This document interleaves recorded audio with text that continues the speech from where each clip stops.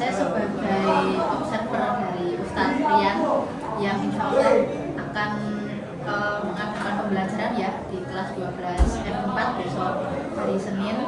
Maka sebelum Ustadz mengajar itu akan saya adakan dulu yang namanya praobservasi, di mana nanti kita akan melihat seberapa matang persiapan Ustadz dan apa saja nanti yang ingin Ustadz capai di pembelajaran nanti. Sebelumnya saya izin mengisi tanggal dan data-data lainnya dulu ya. Hari Selasa tanggal 22 Herianto SS. Pelajarannya sejarah SMPT. Kelas 12 F4 jam 12.50 ya?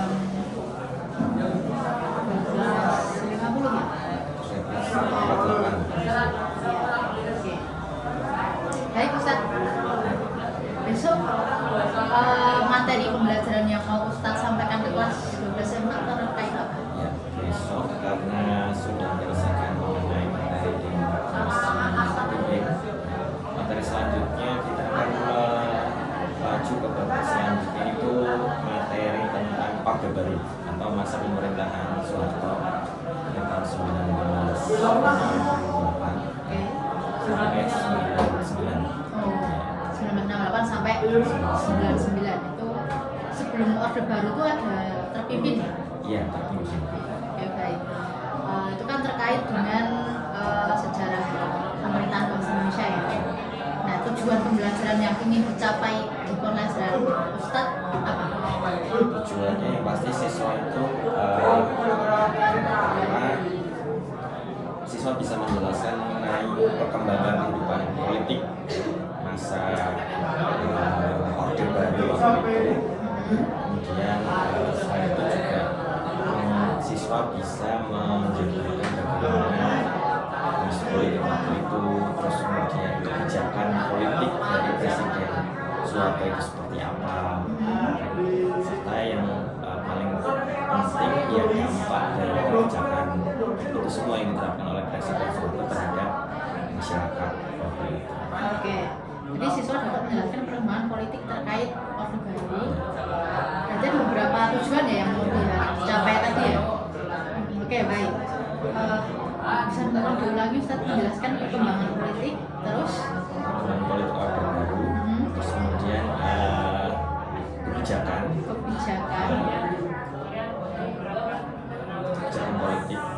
politik masa Orde Baru dan dampaknya terhadap masyarakat Indonesia.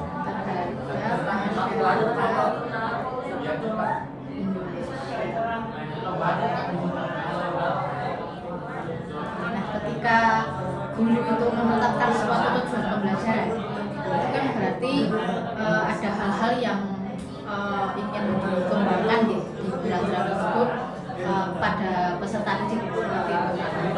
Kalau pembelajaran Ustadz, area pengembangan yang hendak dicapai itu bagian mana atau apa saja yang nanti akan tampil atau tampak di pelajaran Ustadz? Yang dikembangkan kalau dalam pembelajaran berdiferensiasi itu yang akan dikembangkan lebih kepada diferensiasi dari produk yang dikembangkan. Jadi siswa itu nanti akan memilih produk yang dihasilkan sesuai dengan minat dari siswa tersebut. Siswa nanti memilih produk apa yang akan dihasilkan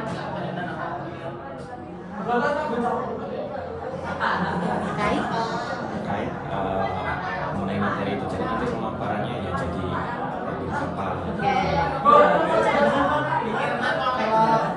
Kalau terkait produk, ini nanti ada apa saja produknya?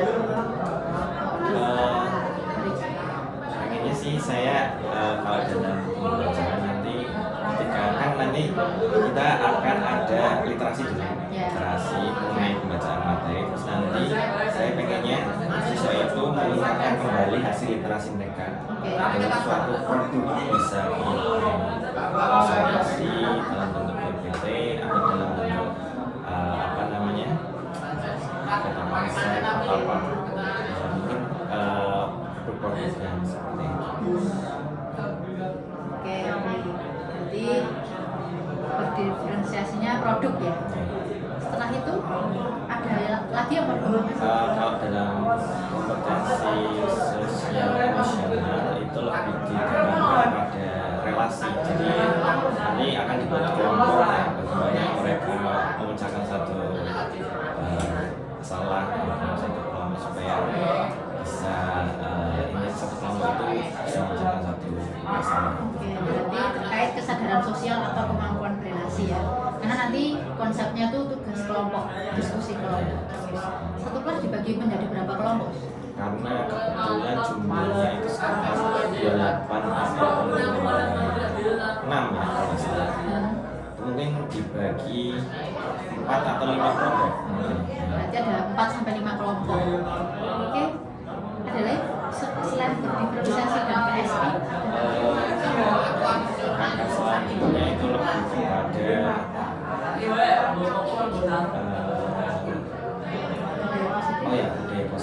budaya positif itu lebih kepada karena mungkin apa ya, budaya positif misal disiplin juga budaya positif yang berkaitan dengan materi, dan itu materi di dalamnya itu kan mengenai membahas mengenai negara dan pemerintahan yang mungkin lebih ke nasionalis. Oke. Berarti ada disiplin dan nasionalisme ya. Lebih mencintai negara kita. Oke, mantap. Berarti ada pembelajaran kontekstualnya ya Ustaz. Menghubungkan antara materi dengan pribadi siswa sendiri. Dampaknya nanti seperti apa setelah mempelajari Orde Baru. Oke, baik. Nah, masih sama. Ketika kita menetapkan suatu tujuan pembelajaran, Ustadz sudah menetapkan area pengembangan yang hendak dicapai nanti ketika pembelajaran, yaitu seperti adanya pembelajaran diferensiasi, terus kompetensi sosial emosional, dan juga budaya positif. Nah, bagaimana cara Ustadz atau strategi seperti apa yang nanti akan kita gunakan untuk bisa mencapai tujuan pembelajaran dan mencapai area pengembangan itu? Strategi yang pertama, saya pasti melibatkan siswa dulu, melibatkan siswa dalam mengenai apa istilahnya, melibatkan siswa untuk aktif dulu terhadap materi yang akan kita kaji, yaitu dengan cara yaitu literasi dulu, karena memang basis dasar dari belajar sejarah yaitu literasi. Jadi siswa diharapkan membaca dulu isi konteksnya. Nanti dari situ siswa akan menuliskan kembali isi dari literasi sesuai dengan apa yang mereka ketahui. Berarti setelah membaca, siswa menuliskan kembali ya? Setelah itu baru mereka akan memaparkan kepada siswa yang lain. Dari ketiga itu mungkin strategi yang akan saya ambil dalam pembelajaran. Jadi ketika baca, terus menulis, terus akhirnya menyampaikan materi, mengenai itu ya bisa sedikit tercapai tujuan. Baik. Selain dengan cara yang tadi, model pembelajaran yang nanti akan digunakan itu apa? Modelnya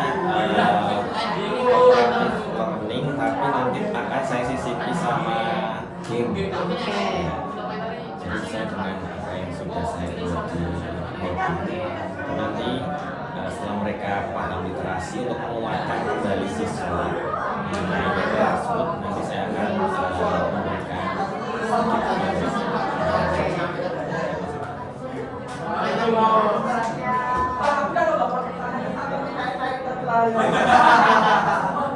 Gamesnya itu nanti berbasis IT atau supaya belajar, jadi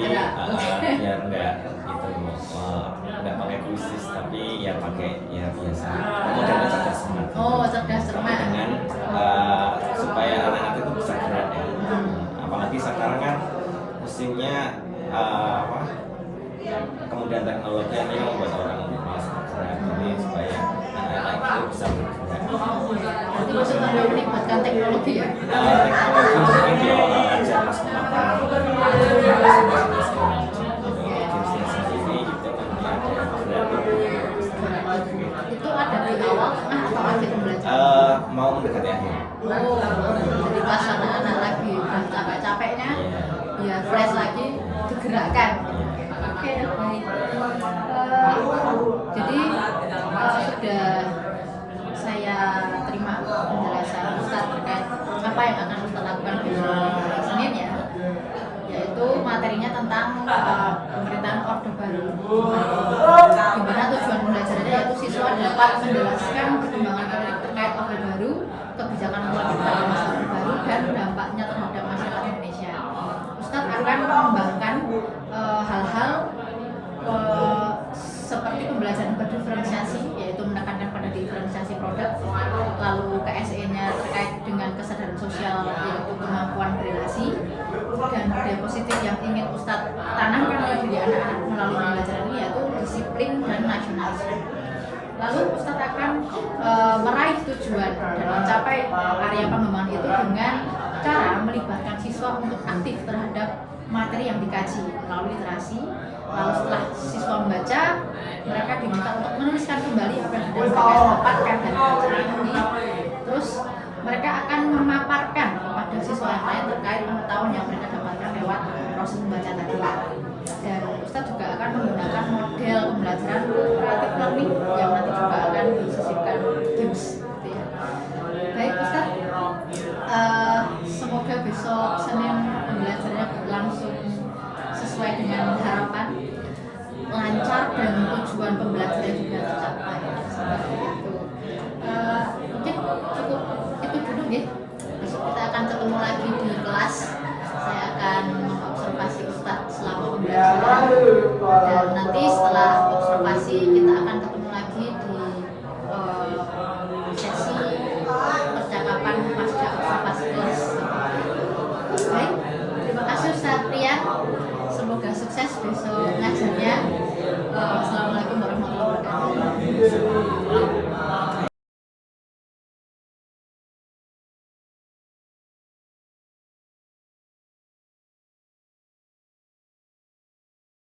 Assalamualaikum warahmatullahi wabarakatuh. Waalaikumsalam warahmatullahi wabarakatuh. Gimana kabarnya? Alhamdulillah, luar biasa, tetap semangat, Allahu Akbar. Alhamdulillah ya. Semuanya kabar baik ya. Alhamdulillah. Karena sekarang ini di luar lagi musimnya nggak jelas ya. Kadang panas, kadang hujan ya, kadang tiba-tiba panas banget, terus hujan deras ya. Hari ini kita akan mulai membahas mengenai materi baru. Tapi sebelum kita membahas mengenai materi kita hari ini, alangkah baiknya kita awali dulu dengan membaca basmalah bersama-sama. Bismillahirrahmanirrahim. Ya, semoga dengan membaca basmalah semuanya bisa dimudahkan. Ya, sebelum kita memulai pembelajaran hari ini, saya akan absen dulu ya. 12 ya, 4. Abijah Mutiah. Hadir. Acil masih di malam ya. Afina Hadir. Aflah Aexo. Hadir. Aisyah Putri. Aisyah Purotayu. Alifa Zalfa. Asia Rizky. Baik Sela. Danis. Hadir. Zakia Rahman. Fadia Zakia. Kaida. Hadir. Hafsah Zahatun. Hamsirah Zakia. Hanin. Hairina Zulfa. Lutfiyatul Imtiyaz, Najiha, Najwa Afiani,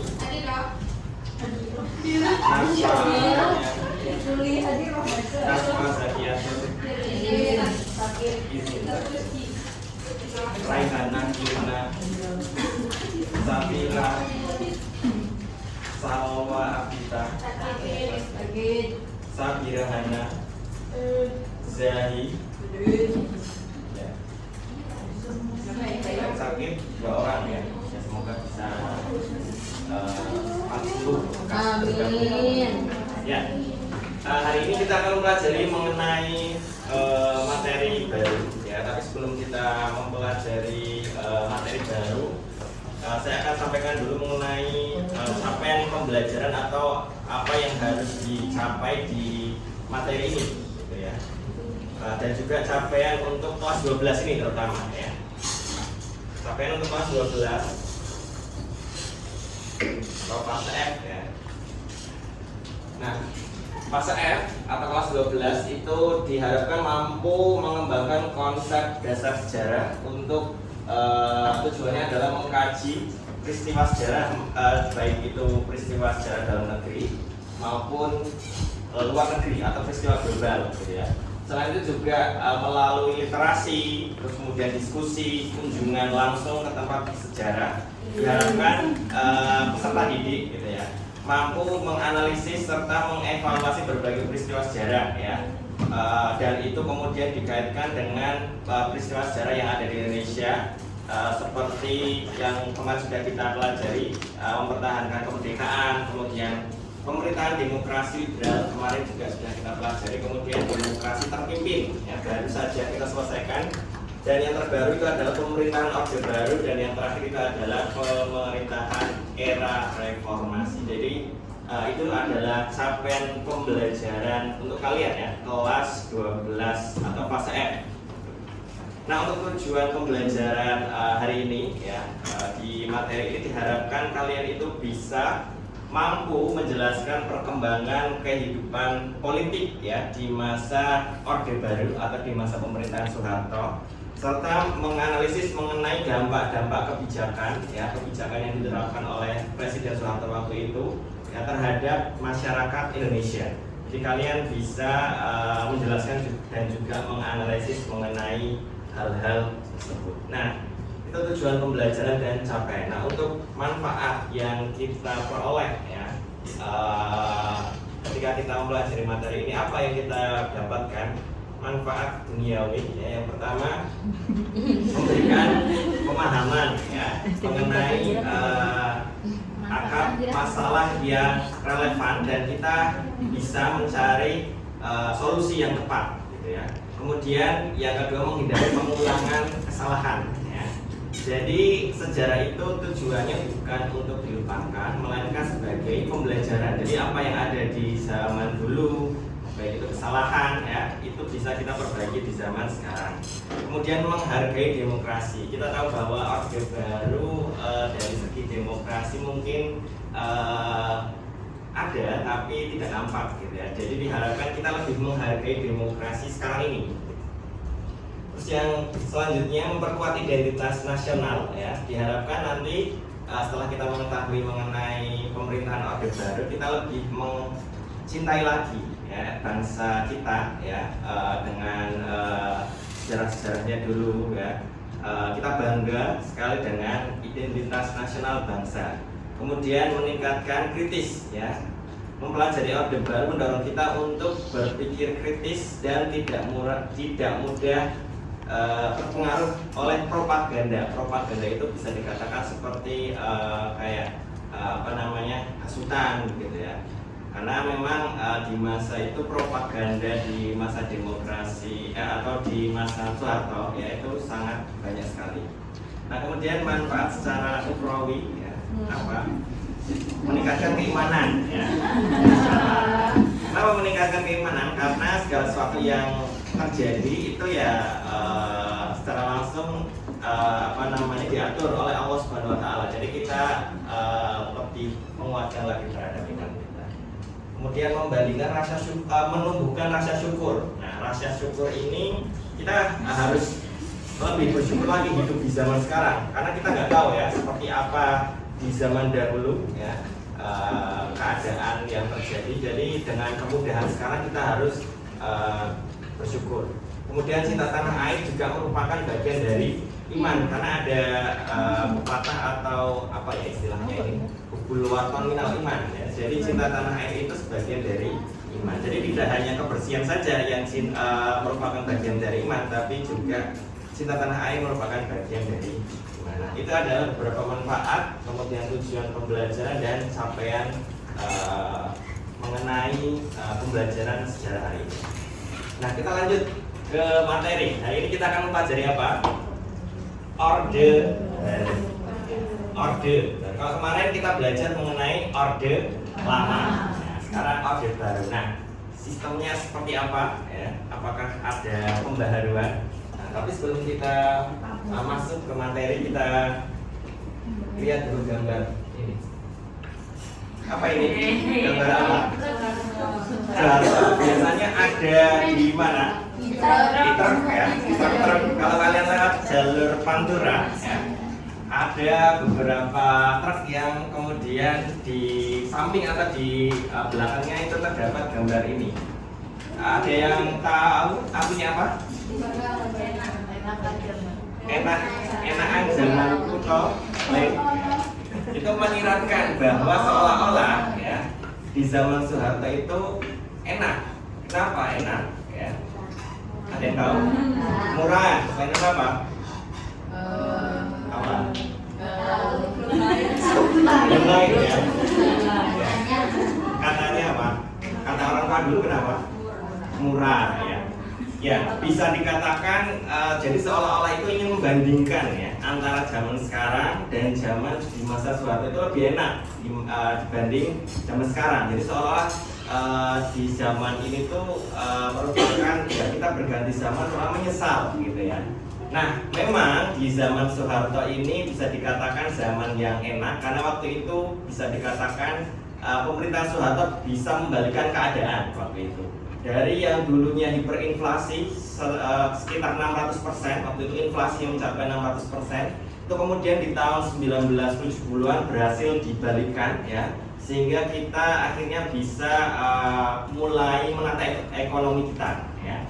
Apalagi di masa itu ya kita sudah bisa mengekspor berbagai macam barang ya, salah satunya beras waktu itu ya. Ekspor beras waktu itu, padahal di masa sekarang kita nggak bisa mengekspor beras karena apa? Untuk memenuhi kebutuhan nasional saja kurang ya. Kalau dulu melimpah ya, makanya kita bisa mengekspor beras waktu itu. Kemudian kita juga di tahun 1962 kita berhasil bergabung dalam organisasi OPEC ya. Ada yang tahu OPEC? OPEC, organisasi eksportir minyak. Nah, itu kalau mau jadi anggotanya ada syarat-syaratnya. Salah satunya adalah berhasil menghasilkan minyak berapa liter barel gitu ya. Nah, waktu itu bisa dikatakan kita tergabung dalam OPEC itu berarti kita memenuhi skala nasional itu sudah mencukupi. Nah, sisanya surplus ya. Akhirnya kita bisa mengekspor. Nah itu ya. Kalau sekarang nggak bisa ya, belum bisa. Nggak tahu nanti ya di zaman. Tapi ya itu keadaan waktu itu ya. Jadi bisa dikatakan enaknya seperti itu. Itu gambaran orde baru ya. Silakan kalian menganalisis bahan ajar yang sudah saya sediakan ya. Atau bawa bukunya atau tidak? Buku sejarah? Ada yang bawa? Ya kalau nggak ada yang bawa sudah saya upload di Google Drive. Silahkan kalian analisis mengenai bahan ajar yang sudah saya sediakan di Google Drive. Nah kemudian kalian tuliskan di lembar LKPD yang sudah saya sediakan. Nanti kalian paparkan ya. Ada saya bagi semuanya menjadi 4 kelompok. Jika ya silakan kalian mengelompokkan diri untuk membahas mengenai bahan ajar yang sudah saya sediakan. Apa?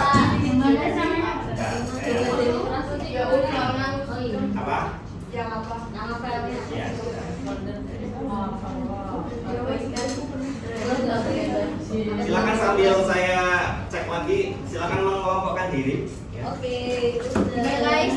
Gimana? Sini kalau udah nge-save. Oh, iya udah. Yuk, let's go.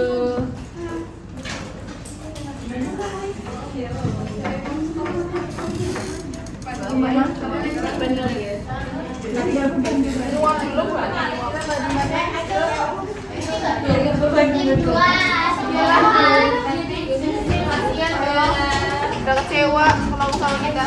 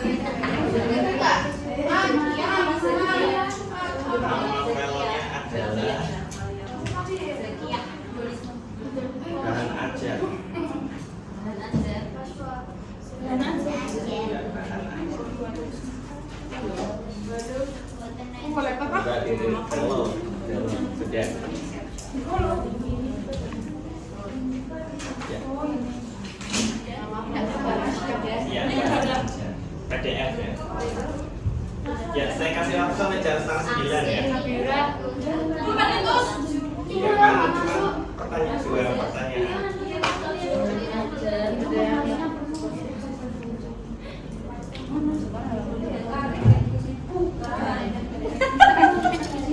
Ada yang kali. Ya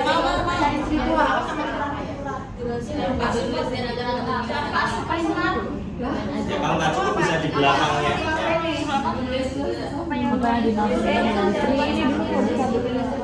Iya, Safira. Nanti Safira. Safira Madani.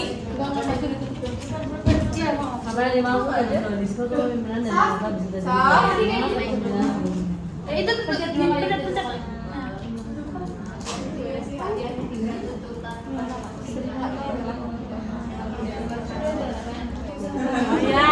Bareng loh. Ya punya tuh. Ya.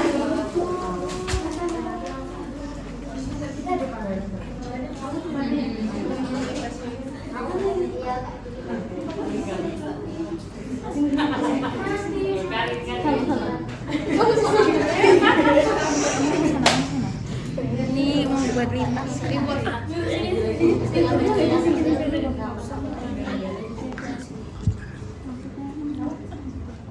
Ucap salam. Assalamualaikum warahmatullahi wabarakatuh. Waalaikumsalam warahmatullahi wabarakatuh. Kami dari kelompok 3 mau mempresentasikan mengenai super smart. Super smart. Perkenalkan, saya Afina. Saya Naina. Saya Najwa. Saya Karin. Saya Sheila. Saya Zakia. Saya Najwa. Selamat menyaksikan. Super Smart adalah surat pemerintah 11 Maret yang menjadi dasar bagi Soeharto untuk melakukan tindakan pembubaran dan pelarangan PKI beserta organisasi yang berafiliasi dan berideologi komunis di seluruh Indonesia. Super Smart juga merupakan salah satu tonggak sejarah penting Indonesia yang menandai peralihan masa demokrasi terpimpin ke Orde Baru. Namun, keberadaannya masih dianggap kontroversi karena naskah aslinya tidak pernah ditemukan. Kedua, apa dampak terhadap super smart? Yang pertama, peralihan masa demokrasi pemimpin ke Orde Baru.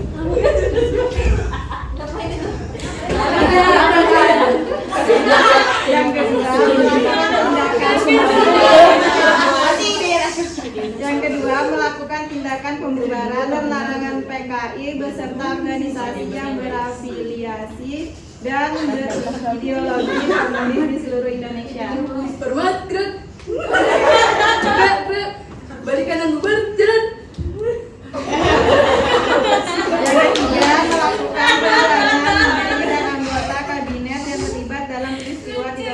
PKI.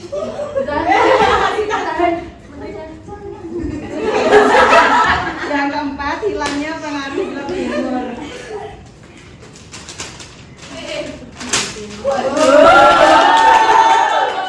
Yang kelima, kebijakan luar negeri Indonesia yang berubah menjadi pendukung negeri barat.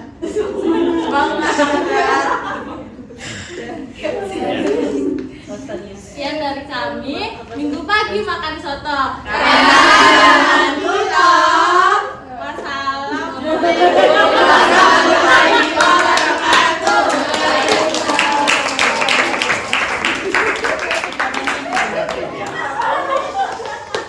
Ya kreatif, ada pemaparan visualisasi gitu ya.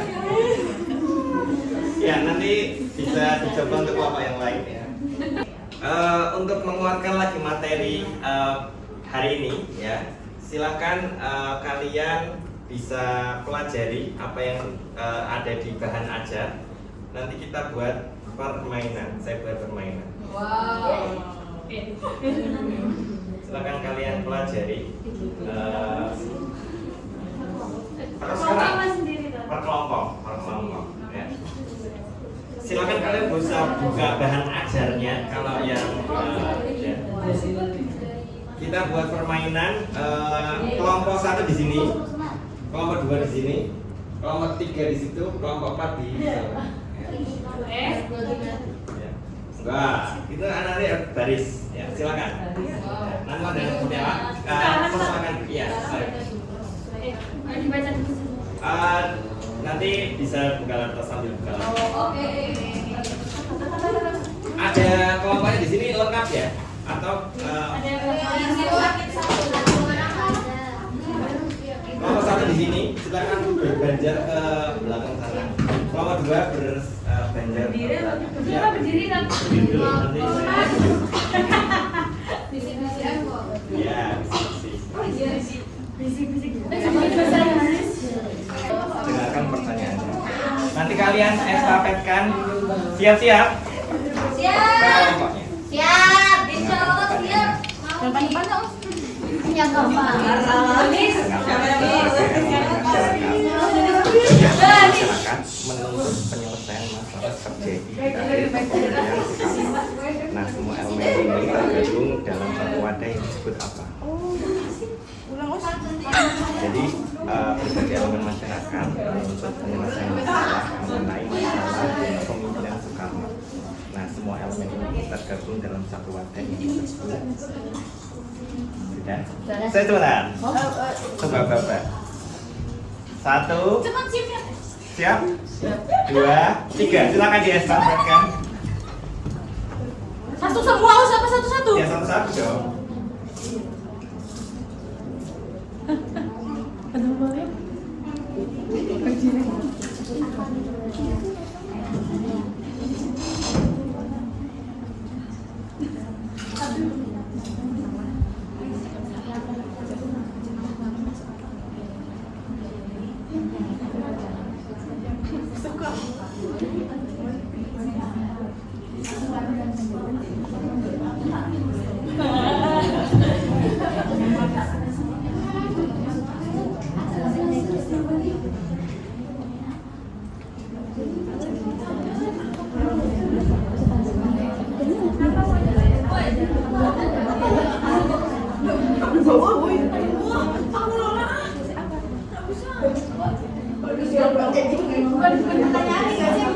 Jawabannya ditulis, jawabannya. Ya, silakan yang sudah tahu. Allah Akbar. Aku terbentuk jadi apa? Nah, iya, bukan isinya apa? Kok isinya? Lah kan aturan kan isinya. Ini kok, ini iya ini nih. Iya. Itu. Kayak aja. Iya. Bener kan? Iya. Enggak apa-apa. Iya. Ya, baca sini.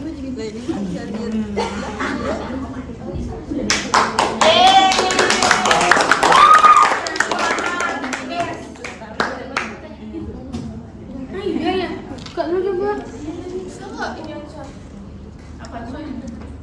Udah ini ada doang.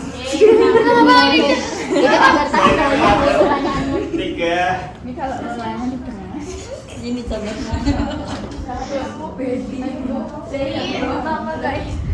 Harus Hancur. Nanti kita lanjut sama kedua, silakan. Ganti orang boleh ya. Mau ganti orang? Kelompok 1 mana? Kelompok 1 silakan. Kelompok 2, 3. Ya. Silakan. Ada 3 orang oleh Soeharto untuk menyampaikan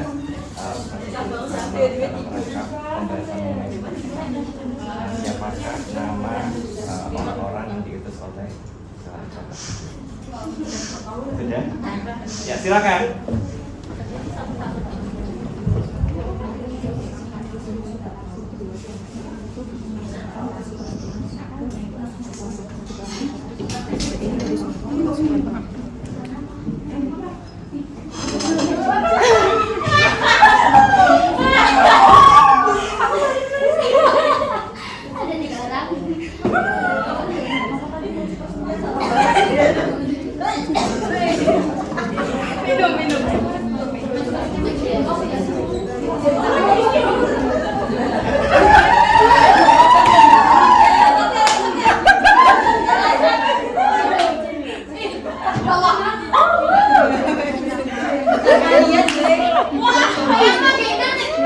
ada 3 orang.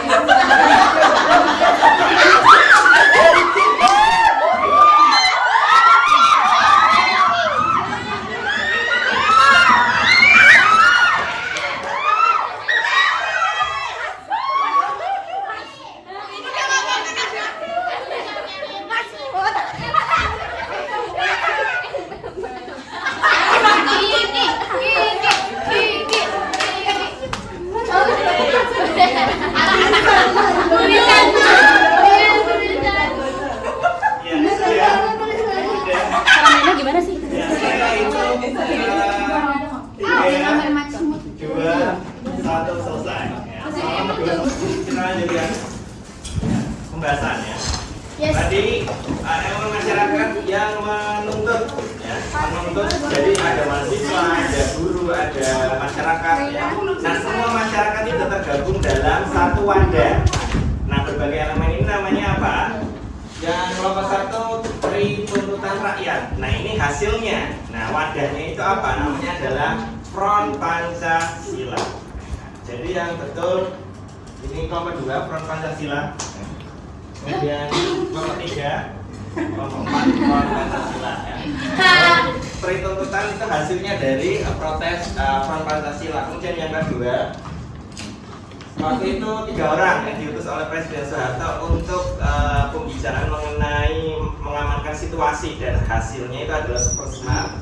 Itu ada Brigjen N. Yusuf, Basuki Rahmat, sama Amir Mahmud. Ya. Kelompok 1 tadi ya. 3 orang. Ini siapa? Basuki Rahmat, M. Yusuf, dan Amir Mahmud. Kemudian yang kedua Majen Basuki Rahmat, Basuki Rahmat, M. Yusuf, Amir Mahmud. Jadi 3 orang itulah yang istilahnya berperan penting dalam. Nah, kemudian nomor 3 istri Presiden Soeharto, ya, yang menggagas pembuatan TMI, Siti Hartinah. Andi. Nanti siapa yang Hartanti? Ya.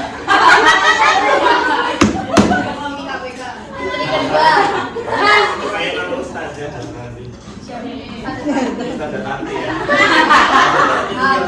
Itu loh. Hartanti salah saya, salah ya menurut saya. Salah. Ya hanya yang betul hanya kelompok 1. Kemudian nama Komandan Resimen Sakra Birawa. Ya, Brigjen Jenderal Sabur ya, bukan Subur ya, Sabur. Betul, Sabur. Ini apa ini?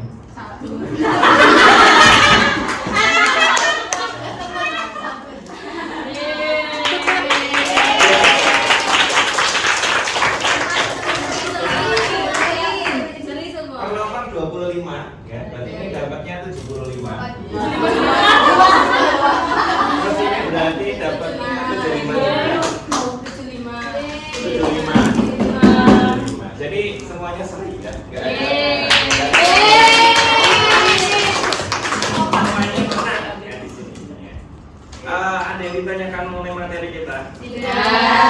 Cukup ya.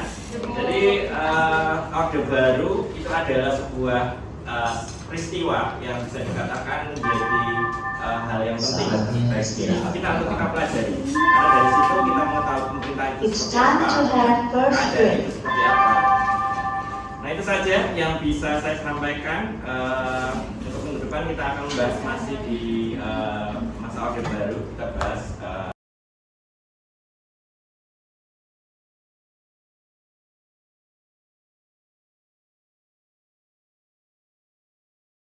Bismillahirrahmanirrahim. Assalamualaikum warahmatullahi wabarakatuh. Ustaz Bu Yuli. Kita hari ini bertemu dalam keadaan sehat walafiat dalam diskusi pasca observasi atas observasi yang sudah kita lakukan kemarin ya di kelas 12 M4. Pertanyaan yang pertama, bagaimana perasaan Ustadz terkait dengan berjalannya observasi kelas yang sudah berlangsung? Ya, perasaan saya semuanya sudah berjalan dengan baik ya, dan sudah sesuai dengan apa yang saya harapkan waktu itu.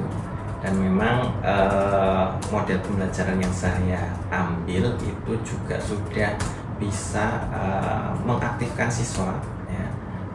Karena saya juga pengen pembelajaran sejarah itu tidak monoton juga ya.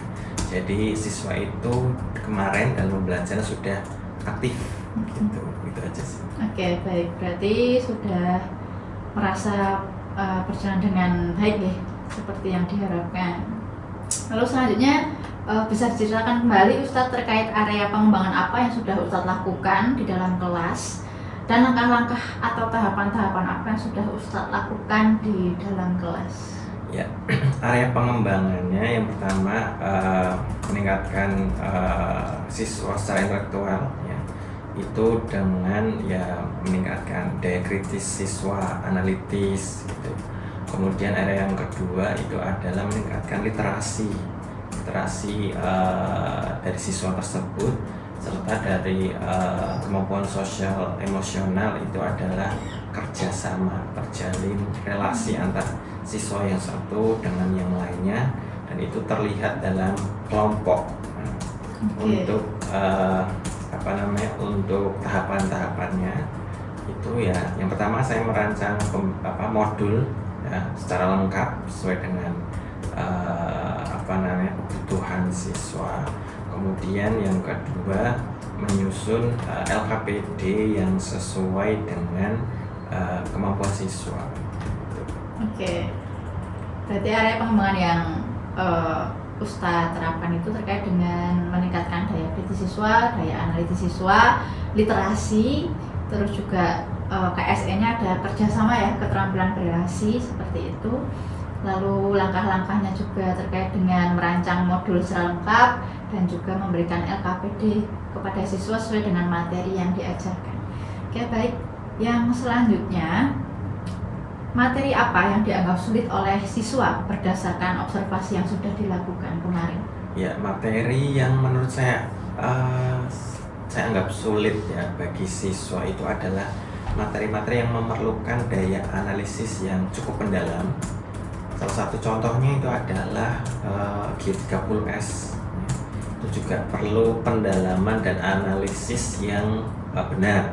Karena memang peristiwanya sampai sekarang itu masih menggantung dan perlu dianalisis dengan baik gitu. Terus yang kedua mengenai Super Smart ya, Super Smart juga salah satu pentingnya analisis yang benar juga, karena memang sampai sekarang dokumen yang beredar ini kan palsu begitu ya. Jadi memang perlu dianalisis, dan itu yang mungkin membuat beberapa siswa itu agak kesulitan. Oke, berarti terkait dengan G30S PKI dan Super Smart.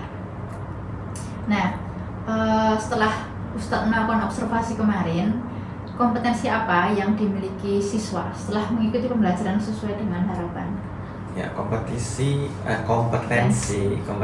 yang diharapkan bagi siswa itu yang pertama adalah menjelaskan bagaimana perkembangan Orde Baru lahir seperti apa, terus kemudian menganalisis bagaimana dampak kebijakan-kebijakan Orde Baru terhadap masyarakat Indonesia, ya, dan juga menganalisis bagaimana kebijakan-kebijakan itu bisa diterapkan nggak kalau di masa sekarang. Gitu. Oke. Siswa dapat menjelaskan dan menganalisis terkait dengan dampak-dampak kebijakan Orde Baru ya pada yang ada di masyarakat. Selanjutnya, menurut Ustadz, sejauh mana area pengembangan yang sudah Ustadz sampaikan? Apakah sudah berhasil dilakukan di dalam kelas atau belum?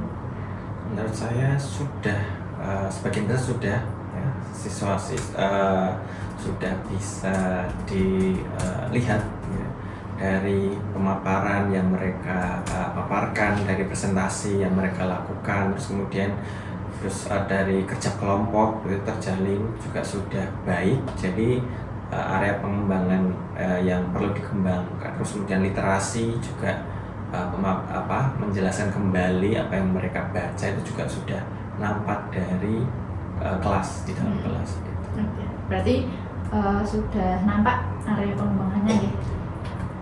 Lalu menurut Ustadz, apa kekurangan atau kendala yang dihadapi pada saat melakukan proses pembelajaran di dalam kelas?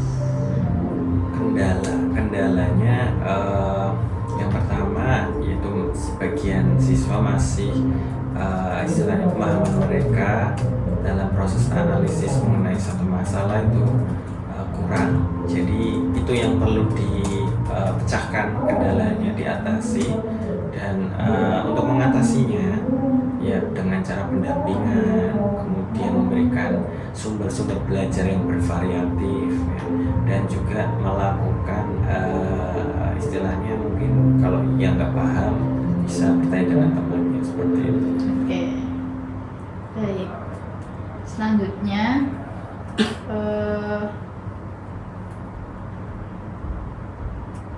menurut Ustadz, mengapa kendala itu bisa terjadi?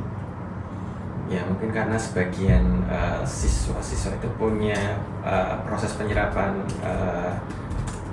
daya pikir masing-masing. Jadi itu yang membedakan, satu siswa itu penyerapannya bisa cepat, ya satu siswa lagi tergolong lambat gitu. Jadi memang perlu pendampingan yang lebih intens lagi terhadap siswa-siswa. Oke. Selanjutnya, apa rencana Ustadz agar kendala tersebut bisa diminimalisir? Itu tadi, yang pertama pendampingan, ya, kedua memberikan bahan ajar ataupun materi-materi yang bervariatif dari medianya, mungkin dengan infografis, mungkin dengan video, mungkin dengan artikel gitu ya, atau mungkin dengan audio gitu ya, dan juga mungkin berdiskusi antar siswa supaya materi tersebut bisa tersampaikan dengan baik.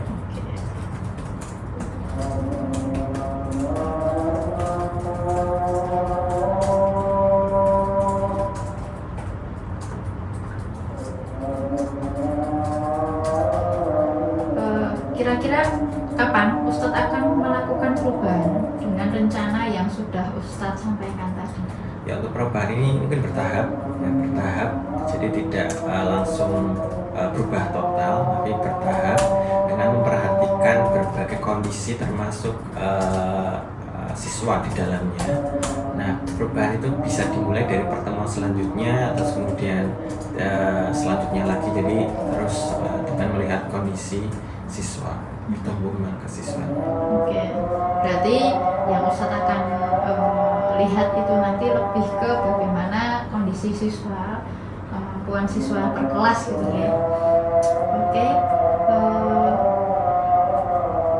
selanjutnya berarti yang Ustadz akan lakukan nanti itu di pertemuan selanjutnya setelah ini ya. Oke, baik. Semoga apa yang Ustadz rencanakan itu akan berjalan dengan lancar dan menambah kompetensi kita sebagai guru dalam menjalankan tugas mengajar di kelas seperti itu. Terima kasih banyak Ustadz Heri. Mohon maaf maaf jika banyak kekurangan. Sampai jumpa di lain kesempatan. Wassalamualaikum warahmatullahi wabarakatuh. Waalaikumsalam. Oke, terima kasih Ustadz dan Bu Yuli. Iya.